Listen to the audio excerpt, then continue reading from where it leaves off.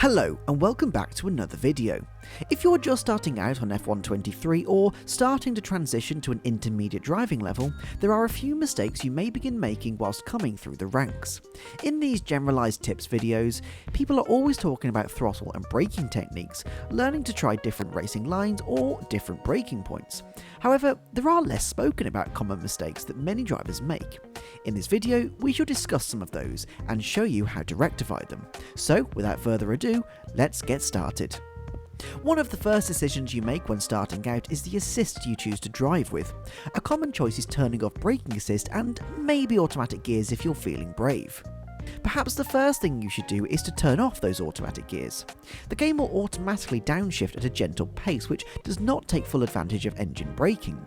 It will also upshift wherever it deems necessary rather than when it's optimal. So by going to manual gears, it enables you to control braking and begin to experiment with different gears for corners.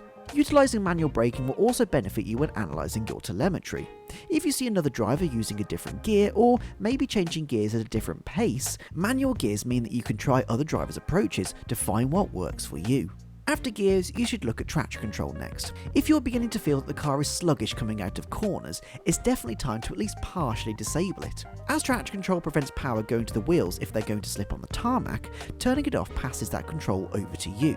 Don't get me wrong, you're going to spend half your time backwards when you first try, but it will allow you to modulate the throttle on corner exit. Now, you should look to turn off the racing line as early as possible too.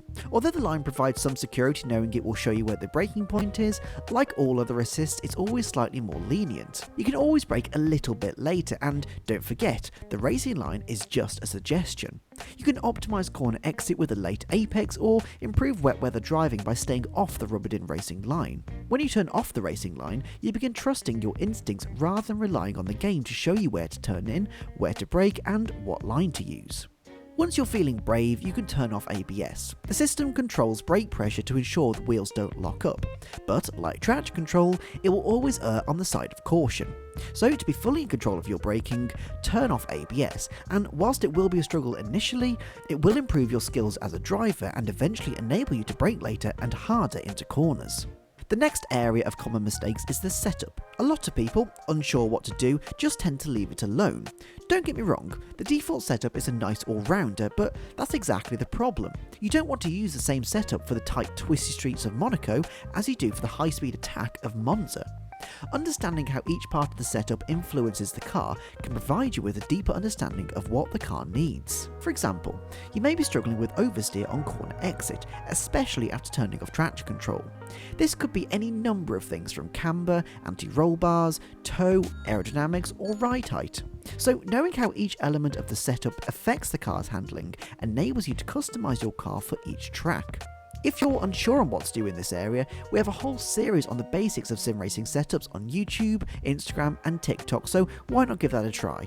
Now, for this common mistakes video, we could focus on any number of driving mistakes, braking too early or apexing at the wrong time, but one aspect which is not widely spoken about is where you keep the throttle on throughout the corner. You see, when you have throttle on, the front of the car naturally lifts as the weight transfers to the back of the car. This means that the rear wheels have more traction.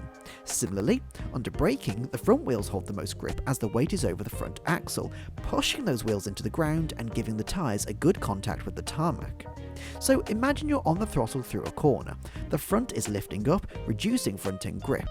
This causes the car to run wider than it ordinarily would as the front can't grip into the corner, meaning you have to wait longer to go on full throttle. So although your minimum speed will be higher, your exit phase will start later than a driver who only goes on throttle once they can power out of the corner. You can see the full effect of this technique when looking at the data.